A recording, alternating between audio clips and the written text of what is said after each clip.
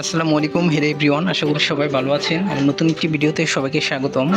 তো আজকে কয়েকদিন ধরে প্রচুর পরিমাণে বৃষ্টি হচ্ছে, আর বৃষ্টির কারণে আমার কোয়েল পাখি আর মুরগি কিছুটা ঠান্ডা লেগে গিয়েছে। আর কবুতরা ছিল এক জোড়া, যেটার বাচ্চা ফুটেছে একটা, সেটার উপরে খাঁচাটার মধ্যে টেরে নাই, যার কারণে উপরের কবুতরের জোড়াগুলো মলত্যাগ করলে ওদের গায়ের উপর এসে পড়ে। তো তার জন্য কবুতরগুলো অনেকটা নোংরা হয়ে গিয়েছে। আমি এদেরকে গোসল করে দিয়েছি, আর কিছুটা উকুন হয়ে গিয়েছে। যদিও আমি উকুনের জন্য বাজারে ওষুধ কিনতে গিয়েছিলাম, কিন্তু পাইনি ওষুধটা। তো তার জন্য হুইলের গুঁড়ি বা শ্যাম্পু দিয়ে কিছু পরিমাণ পানি দিয়ে ভালোভাবে ডলে কবুতরের পাখাগুলো পরিষ্কার করলে উকুনগুলো পানির সাথে ভেসে চলে যায়। তো এরকমভাবে গোসল করে দিয়েছি, যেহেতু ময়লা হয়ে গেছে জোড়াটা। আর এটার মানে গোসল করানো খুবই দরকার ছিল। আর নতুন পানি দিয়েছিলাম খাবারের মধ্যে, দেখি পানির মধ্যে কবুতরগুলো এদের গা ভিজাচ্ছে, গোসল করতে যাচ্ছে, তার জন্য গোসল করে দিলাম। তো এরপর দেখি আজকে যেহেতু অনেক ঠান্ডা, বৃষ্টি পড়ছে, ঠান্ডা লেগে যেতে পারে, ছোট একটা বাচ্চাও আছে। তার জন্য আমি লাইটের আলোর ব্যবস্থা করে দিয়েছি। যদিও ডিসেম্বরের দিকে আমি এইগুলো সেটিং করেছিলাম, দুটো লাইট কিনে দিয়েছিলাম, প্রচুর তখন ঠান্ডা ছিল। তো আজকেও অনেক ঠান্ডা, তার জন্য গোসল করার পর লাইটটা জ্বলিয়ে দিয়েছি, যাতে কবুতরগুলো একটু দ্রুত শুকিয়ে যায়। এরপর এদের বাচ্চাটার গায়ে যাতে তা দিতে পারে, না হলে ভিজা শরীর নিয়ে তা দিলে বাচ্চারা ঠান্ডা লেগে যেতে পারে, আর ঠান্ডা থেকে অসুস্থ হয়ে মারা যেতে পারে। তার জন্য লাইটটা আমি ধরিয়ে দিয়েছি। এরপর এই এই কাপড়টা দিয়ে দিয়েছি, যাতে লাইটের আলোটা বাহিরে বের হয়ে না আসতে পারে, মানে গরম গরম যাতে ভাব থাকে। এখন কবুতরকে আমি এই ডিমের খোসাটা খাইয়ে দেব, কারণ উপরের কবুতরটা ডিম পারবে খুব শীঘ্রই। আর ক্যালসিয়ামের অভাবের জন্য ডিম ভালোভাবে বড় হয় না, বা ডিমে উর্বর ডিম পাওয়া যায় না। যেগুলোতে উর্বর ডিম থাকে সেগুলোতে বাচ্চা খুবই ভালো থাকে, মানে স্বাস্থ্যবান বাচ্চা পাওয়া যায়। আর বাচ্চা ডিমের খোসা থেকেও বের হতে পারে। আর যেগুলো দুর্বল ডিম না, সেগুলোর বাচ্চা বের হতে অনেকটা কষ্ট হয়, অনেক সময় বাচ্চা মারাও যায়। তার জন্য কবুতরকে ডিম পাড়ার আগে ভালোভাবে ডিমের খোসা, ক্যালসিয়াম জাতীয় খাবার খাওয়াতে হবে, যাতে এদের কোনো সমস্যা না হয়। তো দেখুন আমি কিভাবে লাইটের আলোর ব্যবস্থা করে দিয়েছি, দেখুন।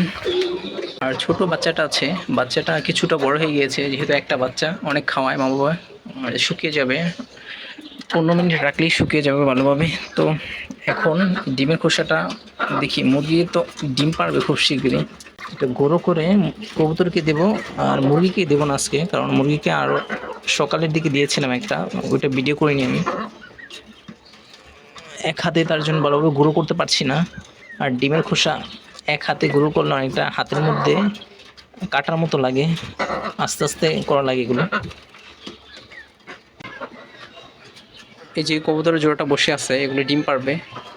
তো এদেরকে ডিম পাড়ার আগে কিছু যত্ন নেওয়া লাগে। খাবার দিয়েছি, খাবারটা তেমনটা খায়নি। তো দেখি ডিমের গুঁড়োগুলো কীরকমভাবে খেয়ে নেয়।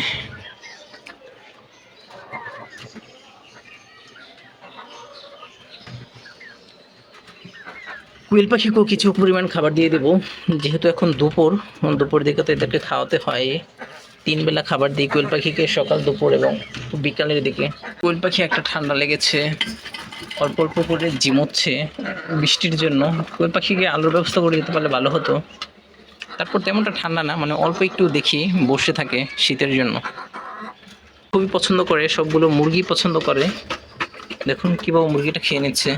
ফিট নাকি মুরগিকে খাওয়ালে মুরগির চর্বি জমে যায়, এবার দ্রুত ওজন হয়ে যায়। তার জন্য ফিট আমি কম খাওয়াই একদম, মাঝে মাঝে অল্প করে দেই যখন এদের বেশি ক্ষুধা লাগে।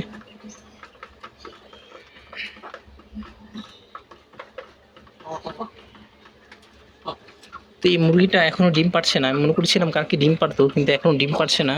সকালে দেখে প্রচুর পরিমাণে শব্দ করে, ডিম পাড়ার মতো যেমন শব্দ করে ঠিক তেমন। তো মনে হচ্ছে খুব দ্রুত ডিম পারতে পারে, উপরে হাত দিলেই বসে পড়ে। এই কবুতর জোড়াটা এখনও ডিম পাড়েনি, অনেক দিন হবে, 10 দিন হবে ব্রিডিং করেছে, কিন্তু এত সময় লাগছে ডিম পাড়তে। কবুতর ব্রিডিং করার কতদিন পর ডিম পাড়ে, এটা নতুন কবুতর, যেহেতু এটা অ্যাডাল্ট নয়, ছোটো থেকে আমি বড় করেছি, আর এই প্রথমেই ডিম পারবে। আর কবুতর ব্রিডিং করার কতদিন পরে ডিম পাড়ে কেউ জানলে আমাকে জানাবেন, তাহলে অনেক উপকৃত হব। বাসায় বসে থাকে নরটা, তারপর ডিম পারে না। এই জোড়াটাকে আমি ডিমের খোসা অনেকটাই গুঁড়ো করে খেতে দিয়েছি, আশা করা যায় 6 মাস শেষ হলে এটা ডিম পারতে পারে। তো তো আমার ভিডিও ভালো লাগলে একটা লাইক, কমেন্ট আর সাবস্ক্রাইব করবেন। অনেকে সাবস্ক্রাইব করে না, প্লিজ সাবস্ক্রাইব করে আমাকে সাপোর্ট করবেন, তাহলে ভিডিও বানাতে আরও উৎসাহী হব। অনেক দিন ধরেই সাবস্ক্রাইব সংখ্যা বাড়ছে না। তো সবাই ভালো থাকবেন। আল্লাহ হাফেজ, টাটা, বাই বাই।